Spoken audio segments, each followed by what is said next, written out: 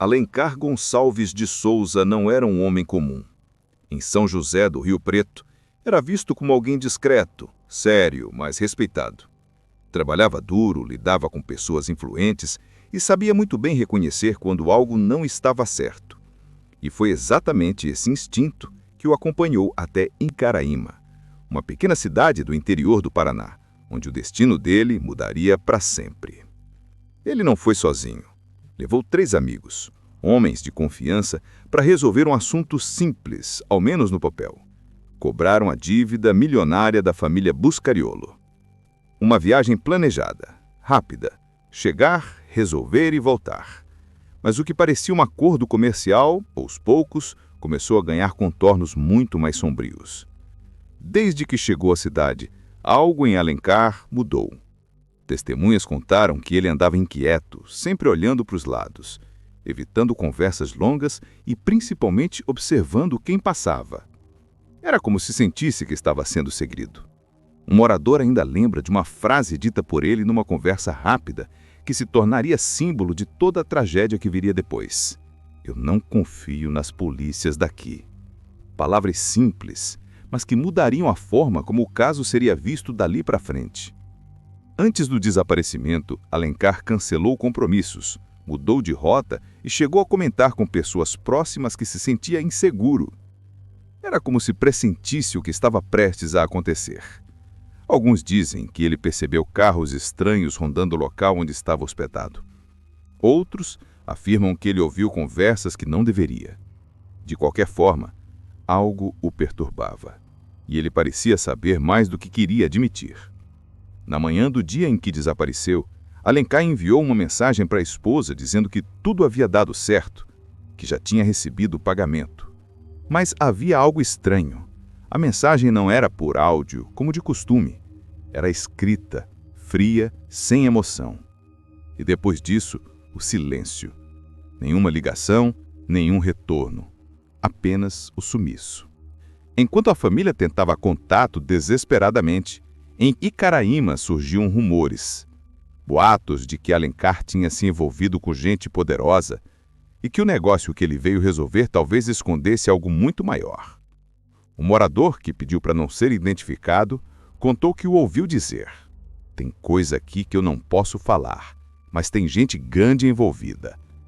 E quando perguntaram o que queria dizer com gente grande, ele respondeu apenas: "Gente de poder, muito poder."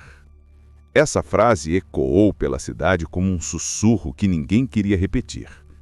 Alguns acreditavam que ele tinha descoberto algo dentro da própria estrutura policial. Outros achavam que era apenas paranoia. Mas o comportamento dele deixava claro. Ele sabia que não podia confiar em todos. Na manhã do dia em que desapareceu, Alencar, Rafael, Diego e Robisley deixaram o local onde estavam hospedados por volta das 8 da manhã. Pouco depois, foram vistos tomando café. A última imagem conhecida mostra o grupo em direção à propriedade da família Buscariolo. Depois disso, os celulares ficaram fora de área. Nenhum deles foi visto novamente com vida. As primeiras horas de investigação foram confusas. A polícia local parecia perdida e algumas informações contraditórias começaram a circular.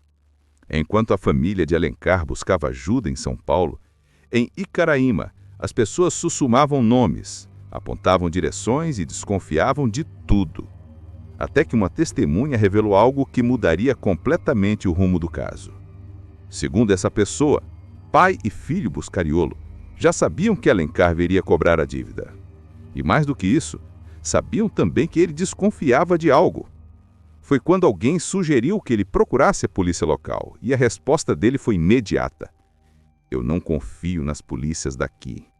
Pouco tempo depois, Alencar desapareceu, junto com os 3 amigos.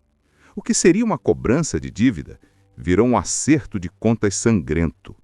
E, de repente, uma cidade inteira se viu mergulhada em um mistério que parece não ter fim. Em meio às investigações surgiram novas suspeitas.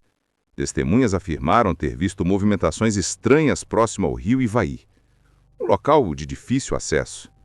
Alguns acreditam que o plano inicial era desovar os corpos ali.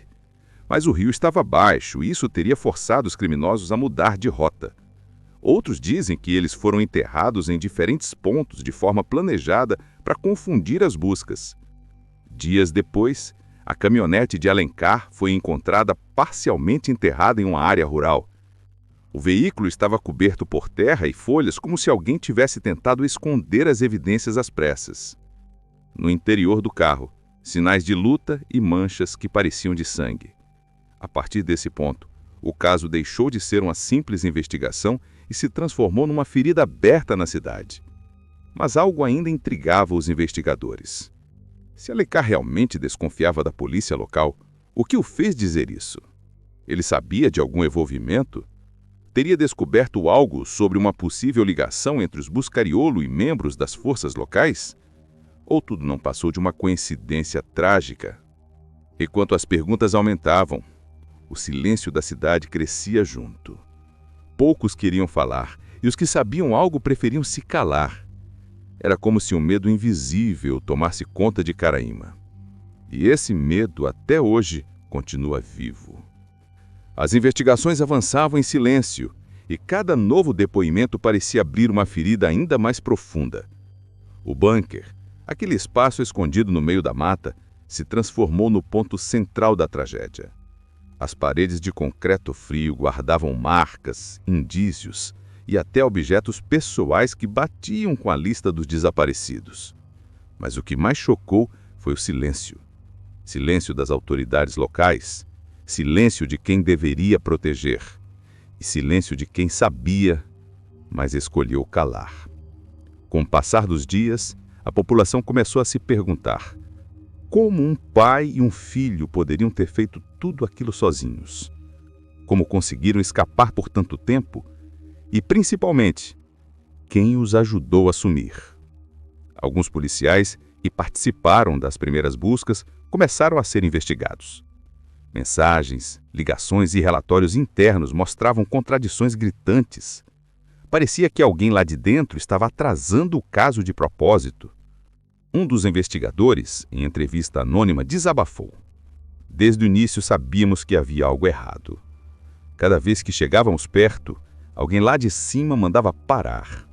O caso começou a tomar proporções nacionais.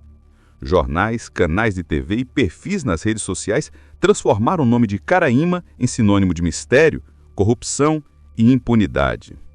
Enquanto isso, o pai e o filho, os principais suspeitos, pareciam ter evaporado do mapa.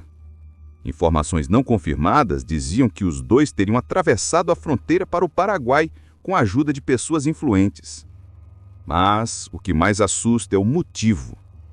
De acordo com os depoimentos, as vítimas teriam descoberto algo que não deveriam. Um esquema ilegal envolvendo armas, terras e dinheiro. E por causa disso, foram caladas para sempre. No meio desse labirinto de mentiras, uma mãe ainda acende uma vela toda noite. Ela espera notícias do filho desaparecido, mesmo que saiba que talvez ele nunca volte. O rosto cansado, o olhar perdido e a voz trêmula mostram quanto a dor pode ser silenciosa e infinita. Enquanto isso, a cidade tenta seguir em frente, mas o clima é de medo. Ninguém fala muito sobre o caso. Alguns dizem que é melhor esquecer. Outros juram que de madrugada ainda se ouvem barulhos vindos da mata, ecos do que aconteceu lá dentro, onde a verdade foi enterrada junto com 4 destinos. Mas há uma pergunta que continua ecoando no ar. Quantas pessoas precisam desaparecer para que alguém finalmente fale a verdade? O bunker agora está vazio, cercado por fitas amarelas desbotadas pelo tempo. O vento sopra, levando o som das folhas e das lembranças. Mas para quem perdeu alguém ali, nada passa. O medo continua vivo, a sensação de injustiça também.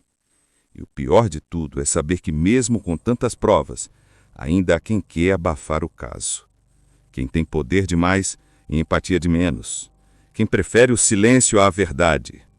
No fim, o caso Icaraíma não é só sobre 4 homens que desapareceram. É sobre o que acontece quando o poder se mistura com medo, quando a justiça vira moeda de troca e quando o silêncio se torna cúmplice. A verdade pode até demorar, mas ela sempre encontra um jeito de aparecer. Nem que seja pelas vozes que se recusam a se calar. Se essa história te tocou, te revoltou ou simplesmente fez você pensar sobre até onde vai a maldade humana, deixe o seu comentário, porque sua opinião importa mais do que você imagina. Compartilhe esse vídeo para que mais pessoas conheçam o que realmente aconteceu e para que o nome das vítimas não seja esquecido. E se você acredita que a verdade ainda precisa ser contada, se inscreva no canal e ative o sino. Porque aqui, a cada novo caso, a gente se aprofunda onde muitos têm medo de olhar. Porque no fim, o silêncio pode esconder corpos, mas nunca vai enterrar a verdade.